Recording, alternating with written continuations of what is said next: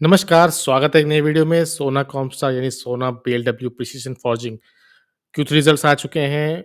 Market की पैनी नज़र रहती है बैटरी ईवी व्हीकल में, नॉन ईवी व्हीकल में चारों तरफ है, लेकिन ईवी सेगमेंट में एक बड़ा प्लेयर है। लीडर कह सकते हैं इसको, लोग इसको फॉलो करते हैं। तो आइए हम भी इसका क्विकली एक बार रिजल्ट देख लेते हैं, फिर देखेंगे टेक्निकल एनालिसिस।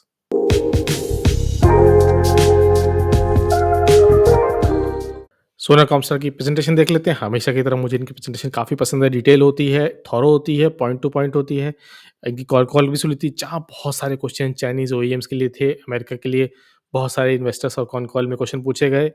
अ, अमेरिका में रिजीम चेंज हो गई है, मेजर ऑपरेटर हैं ये, मेजर टूल्स और traction Motors, differential gears provide करते हैं ये अमेरिकन मार्केट्स को, यूरोपियन मार्केट्स को।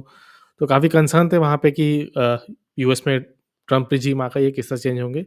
तो वहाँ पे मेरे को बहुत सारे क्वेश्चन सुनने को मिले, लेकिन फिर भी नंबर्स मुझे बहुत अच्छे लगे। अगर हम देखेंगे रेवेन्यू ईयर ऑन ईयर देखेंगे, सब कुछ यहाँ पे 12% का ग्रोथ है। एबिटा में देखिए 3% का ग्रोथ है, जबकि हाई पीई स्टॉक है। ऐसा नहीं कि इससे ऊपर कोई नहीं है, उनो मिंडा इससे ऊपर है, फिर भी काफ़ी हाई पीई है इसमें, तो ग्रोथ भी ज़्यादा एक्सपेक्ट की जाती है इसमें। 14% का देखिए ईयर ऑन ईयर ग्रोथ है। सेम अगर आप 9 मंथ में देखोगे तो भी वहाँ पर है। 9th मंथ में भी आप रेवेन्यू में भी ग्रोथ देखोगे और प्रॉफिट में भी ग्रोथ देखोगे। मार्जिन भी 30% का ग्रोथ है। अब इनकी जो स्ट्रैटेजी है, इन्होंने 4 पार्ट में डिवाइड की है। एक है इलेक्ट्रिफिकेशन, तो सबसे पहले उसमें चलते हैं। जहाँ ये अपनी बैटरी ईवीज़ की बात करें, ईवी मतलब इलेक्ट्रिकल व्हीकल्स ही है, ऐसा कोई 30 मार्क का सब्जेक्ट नहीं है कि आपको नहीं पता होगा। तो जहाँ ये अपनी ग्रोथ दिखा रहा है, वहाँ भी ग्रोथ मिल रही है, नए प्रोग्राम्स, नए सॉफ्टवेयर। अभी आगे चल के हम देखेंगे कि इनकी ऑर्डर बुक कितनी है, वो भी हम देखेंगे। डिफरेंशियल असेंबली जो इनका पैसेंजर ईवी के लिए है, और जो पैसेंजर व्हीकल, कमर्शियल व्हीकल है, जो एक्जिस्टिंग कस्टमर है, वहाँ से भी इनके ऑर्डर्स हैं। टोटल नए ऑर्डर मिले हैं, एडिशन मिला है 300 मिलियन रुपीज़ का। याद रखिए रुपीज़ की बात हो रही, डॉलर्स की नहीं, 3000 सॉरी मिलियन रुपीज़ की। फिर अब ये ग्लोबल सिग्निफिकेंस में आ जाते हैं, जहाँ पे करंट ऑर्डर बुक, जो ये सबसे इम्पोर्टेंट चीज़ है, 232 बिलियन रुपीज़। आप समझिए 23,000 करोड़ की ऑर्डर बुक इनके पास पड़ी है अभी, जो इनके रेवेन्यू से 7.3x है। ज़बरदस्त है, अभी भी इनके पास ऑर्डर बुक भरी पड़ी है। इसमें ईवी मार्केट से देखिए ऑर्डर कितना है, 176 बिलियन, 76% ईवी से है। ऐसा नहीं कि सिर्फ ईवी से ही है, ईवी में भी फ्रैगमेंट है। देखिए 56% का यहाँ पे इनके ऑर्डर्स हैं, नंबर ऑफ प्रोग्राम्स है। देखिए आप 10% टू व्हीकल, थ्री व्हीकल और कमर्शियल व्हीकल और हैवी व्हीकल जो कि ट्रैक्टर वगैरह हैं, उनके लिए है। नॉन ईवी सेगमेंट से भी इनकी है, कस्टमर्स भी हैं, ऑर्डर्स भी हैं, 8% पैसेंजर व्हीकल से, कमर्शियल व्हीकल और टू व्हीलर्स और हैवी व्हीकल्स के लिए। अब इनकी डाइवर्सिफिकेशन की बात आती है, जहाँ इन्होंने बैटरी ईवी, जो आप सबसे ऊपर का ये ब्लू पार्ट देख रहे हो, डार्क ब्लू, ये रिप्रेजेंट करता है बैटरी ईवी को, जो एफआई 22 में 25% था और अब एफआई 25 में 36% का हो गया है। जो आप ये लाइट ब्लू देख रहे हो, ये माइक्रो हाइब्रिड या हाइब्रिड समझ लीजिए, वहाँ पे इन्हों 26 से 20% हो गए हैं। जो पावर न्यूट्रल है, जिनको फ़र्क नहीं पड़ता, देखिए सेम कंपोनेंट ईवी में भी जाते हैं, नॉन ईवी में भी जाते हैं। बहुत सारे ऐसे पार्ट होते हैं जो मिक्स जाते हैं दोनों में। तो जो उनसे इंडिपेंडेंट है, जो दोनों में है, पावर सोर्स से फ़र्क नहीं पड़ता। वहाँ पे देखिए 31% से बढ़ते हुए 38 पे आए थे, अब 35 पे। और जो इंटरनल कंबशन इंजन डिपेंडेंट है, वहाँ पे 9% की ग्रोथ है। ज्योग्राफी, यहाँ पे सबसे मेजर कंसर्न आ रहा था कि 40% जो इनका रेवेन्यू है, ये आता है नॉर्थ अमेरिका से, जो कि काफ़ी बड़ा सेगमेंट है, और जिसके लिए कॉन कॉल में भयानक सारे सारे क्वेश्चंस बेसिकली या तो नॉर्थ अमेरिका के लिए थे या चाइना के लिए, 2 ही तरह के थे। इंडिया से कितना आता है, 80%। और मैनेजमेंट का कहना था कि आप सबका फ़ोकस, क्वेश्चन आंसर्स का भी फ़ोकस नॉर्थ अमेरिका था, लेकिन यूरोप को भी देखना चाहिए। यूरोप से भी सिग्निफिकेंट 26% जंप आता है और एक अच्छा सेगमेंट वहाँ से भी है। जो आप प्रोडक्ट देखेंगे 24%, ये है डिफरेंशियल असेंबली, और उसके बाद जो आप ये ग्रे देख रहे हैं, ये है हाइब्रिड स्टार्टिंग मोटर्स। 32% जो है वो डिफरेंशियल गियर से आता है। तो सिर्फ़ प्रोडक्ट में भी इनका डाइवर्सिफिकेशन है, लेकिन जो 3 इनके सबसे बड़े हैं, उसमें भी इनको ग्रोथ मिल रही है। लास्ट में है टेक्नोलॉजी, जहाँ इन्होंने एक्विज़िशन की है, पुराने एक्विज़िशन से चल रहा है। अब यहाँ इनको ये क्लियर मोशंस के साथ कर रहे हैं, ये सेंसर्स और सॉफ्टवेयर के साथ बना रहे हैं। बेसिकली स्मॉल सेंसर्स होते हैं जो ऑटोमेटिकली जो हमारी गाड़ी चल रही है, उसको कंट्रोल करने में, उसको बैलेंस करने में हेल्प करती है। इसके अलावा आपको याद होगा, अगर नोवेलैक के साथ भी इन्होंने एक रडार बेस एक सेंसर बनाया था, उसपे भी इनके ऑर्डर्स हैं, तो अच्छा सेगमेंट है। और जिस तरह ये सेंसर होते हैं, किस काम, पार्किंग के काम आते हैं, सिस्टम कॉस्ट और अलग-अलग तरीके के हैं, जहाँ इन्होंने डिस्प्ले किए हैं। ये इंटरेस्टिंग चार्ट है जो इनकी पोज़ीशन दिखाता है।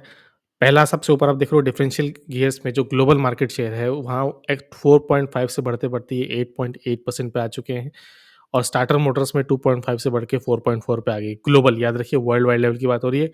इंडिया के लेवल पे इनके डोमिनेशन है पैसेंजर व्हीकल में 55-60%, कमर्शियल व्हीकल में 80 से 90 और ट्रैक्टर्स में 75 टू 85।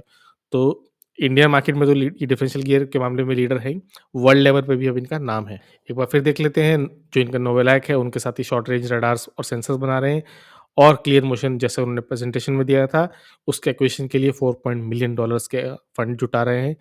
ये क्या करती है? सस्पेंशन, प्रोएक्टिव सस्पेंशन और रोड सेंसिंग सॉफ्टवेयर बनाती है अनइवन रोड सर्फेसेज के लिए और एमआईटी में एस्टैब्लिश हुई थी और कहाँ-कहाँ इनकी लोकेशन है आप देख सकते हो।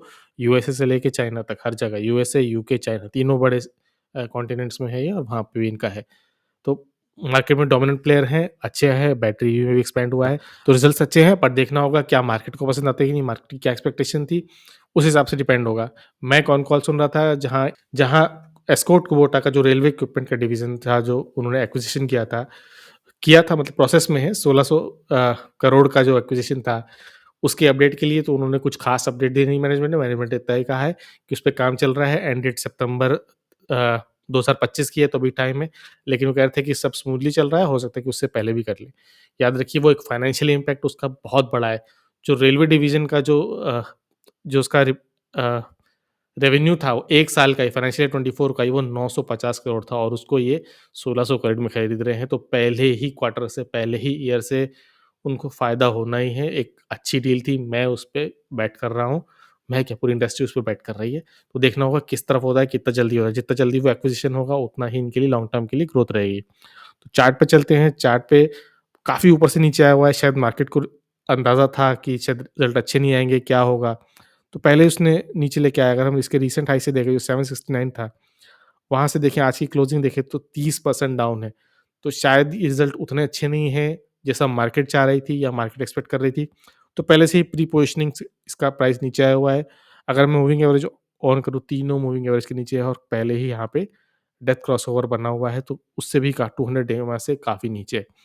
वीकली बेस पे जब हम लगाएँगे, देखेंगे कि वीकली बेस पे अगर इस तरह का मैं ट्रेंड लगाऊँ, पहले तो देखो कि दोनों मूविंग एवरेज के नीचे है, तो हम एक काम करते हैं मूविंग एवरेज हटा देते हैं क्योंकि उसका यहाँ यूज़ नहीं है और इस तरह से एक अगर मैं ट्रेंड लाइन ड्रॉ करने की कोशिश करूँ, तो हमको दिखाई देगा कि इस ट्रेंड लाइन पर इसने कई बार सपोर्ट लिया है। तो जब तक इस ट्रेंड में था तब तक अप ट्रेंड में बना हुआ था, सपोर्ट ले रहा है बार-बार इसी ट्रेंड लाइन पे।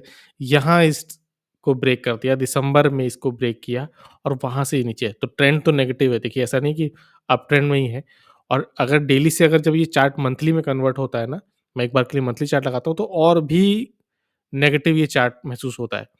अगर आप पहचान पा रहे हो तो ये कुछ इस तरह का डबल टॉप बना रहा है और डबल टॉप बनाने के लिए जो सिग्नल्स है वो भी पूरे हैं। अगर आप पहले देखो तो यहाँ इवनिंग स्टार बना है मंथली बेस पे यहाँ बना है बेरिश एनगल्फिंग और उसके बाद जो फॉल आया है वो है। अब देखना होगा कि ये जो इसकी सेलिंग है जहाँ पे इस पे प्रेशर है वो कहाँ जाके रुकता है। सबसे बड़ा मैटर यही करेगा। अगर ये यहीं कहीं रुक गया यहाँ पर जिस पॉइंट पर है, यहाँ पर भी एक सपोर्ट है। ऐसा नहीं कि ये इसके लिए कोई नई अनोखी बात है। अगर ये यहाँ सपोर्ट करेगा मंथली बेस पे और थोड़ा-सा कंसोलिडेट करेगा, तो इसमें अप मूव आ सकते हैं, वरना चार्ट तो काफ़ी ज़्यादा नेगेटिव है इसका। वापस मंथली से वीकली लगाते हैं तो देखिए नीचे कहाँ सपोर्ट हमको दिख रहा है और नीचे 468 के आस-पास सपोर्ट दिख रहा है। तो अब देखना होगा कि कहाँ सपोर्ट लेता है, उसके बेस पे डिपेंड करेगा। बट जिस पोज़ीशन पर है अभी, वहाँ पर भी एक सपोर्ट है, ऐसा नहीं कि यहाँ पर नहीं। अगर मैं यहाँ एक हॉरिज़ॉन्टल लाइन ड्रॉ करने की कोशिश करूँगा, तो आपको दिखाई देगा कि इस लाइन पर भी इसने कई बार सपोर्ट रेजिस्टेंस का गेम हो रखा है। पहले ये रेजिस्टेंस था, ब्रीच किया, फिर इसी लाइन पे इसने 1, 2, 3, 4, 5, 6, 8 कैंडल्स हैं वीकली। 8 वीकली कैंडल्स का सपोर्ट है और अभी भी जाके वहीं सपोर्ट लिया है। ब्रीच नहीं किया है, डोजी ज़रूर बनी है बट अगेन ये वीकली कैंडल है, अभी वीक में 1 दिन बाकी है। तो डिपेंड करेगा कि किस तरह होगा। कल इसमें मूवमेंट आएगा तो शार्प मूवमेंट आ सकता है। हमको पता होना चाहिए कि वो मूवमेंट सोना कॉमस्टार में बड़े मूवमेंट आते हैं, तो इसके लिए कोई नया नहीं है। मैं सोना कॉमस्टार में इन्वेस्टेड हूँ, मैं इसको लॉन्ग और वेरी लॉन्ग टर्म के लिए देख रहा हूँ। ख़ास तौर से एस्कॉर्ट कुबोटा का रेलवे इक्विपमेंट डिवीज़न जो है, जहाँ वो ब्रेक सिस्टम्स बनाते हैं, वो लीडर थे ब्रेक सिस्टम्स के। तो उनका एक्विजिशन के बाद क्या होगा वो भी देखना है। याद रखिए भूले-भटके किसी भी एंगल से ये बाय सेल रिकमेंडेशन नहीं है। ये एक प्रैक्टिस है फाइनेंशियल रिजल्ट्स पढ़ने की, टेक्निकल एनालिसिस करने की जो हम कर रहे हैं। अगर वीडियो अच्छा लगा हो, एनालिसिस अच्छी लगी हो तो हेल्प करिए इस छोटे चैनल को ग्रो करने में। वीडियो को देखने के लिए बहुत-बहुत धन्यवाद।